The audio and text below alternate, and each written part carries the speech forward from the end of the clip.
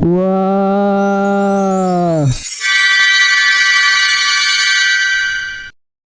Hai hai hai, selamat datang di Museum Ronggo Warsito. Perkenalkan, saya Abdul, biasa dipanggil Mas Dul. Hari ini saya akan mengantarkan kalian untuk berpetualang di Museum Ronggo Warsito. Museum ini diresmikan pada tanggal 5 Juli 1989 untuk mengenang perjuangan Bagus Burhan atau biasa dikenal dengan Ronggo Warsito. Mas Dul. Emang siapa sih Ronggo Warsito itu? Nah, pertanyaan bagus. Jadi,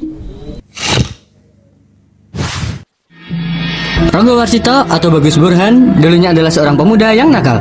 Dia hobi bermain judi, salah satunya sabung ayam. Tidak hanya 1-2 kali beliau kalah, sehingga beliau mendapatkan hutang yang begitu banyak. Tetapi, uang yang didapatkannya belum cukup untuk melunasi hutangnya. Dengan terpaksa, beliau menjual kedua kudanya untuk melunasi hutang yang tersisa.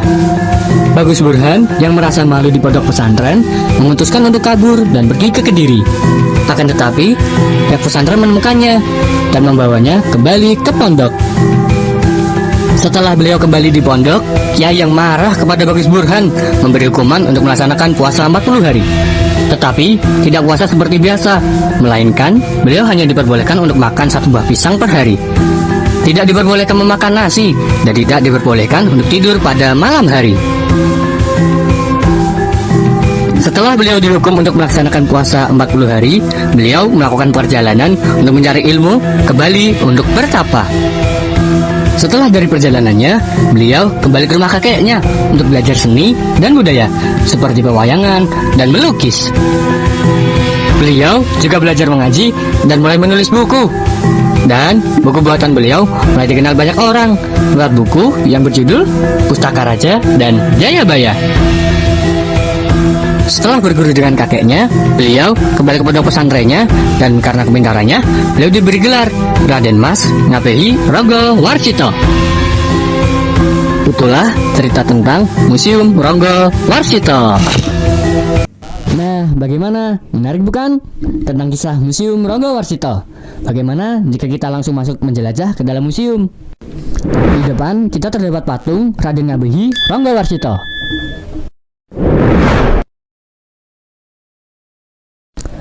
Gunungan Belimbangan yang kita lihat saat ini dirancang oleh Raden Patah pada abad ke-15 yang menggambarkan alam semesta, manusia, dan lingkungannya.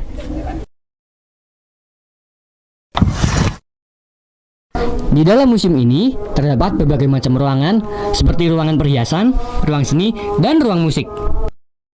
Wah, ternyata banyak juga ya Riz ruangan di museum ini. Iya juga ya, ternyata sebanyak itu. Next, mau kemana lagi kita nih? Bagaimana jika kita ke ruang perhiasan dulu? Banyak perhiasan yang akan memukau mata kita.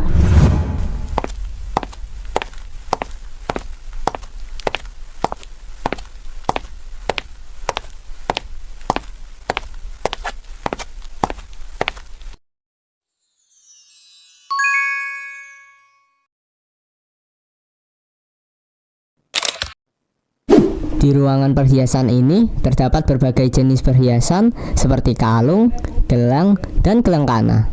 Tak hanya itu, di museum ini juga terdapat berbagai alat musik tradisional seperti gong, kenong, kendang, dan lain-lain. Di museum ini juga banyak koleksi penemuan bebatuan loh. Ada juga fosil hewan purba yang langka. Ayo berkunjung ke Museum Ronggo Warsito. Dengan kalian berkunjung ke Museum Ronggo Warsito akan mendapatkan pengalaman dan ilmu pengetahuan yang baru.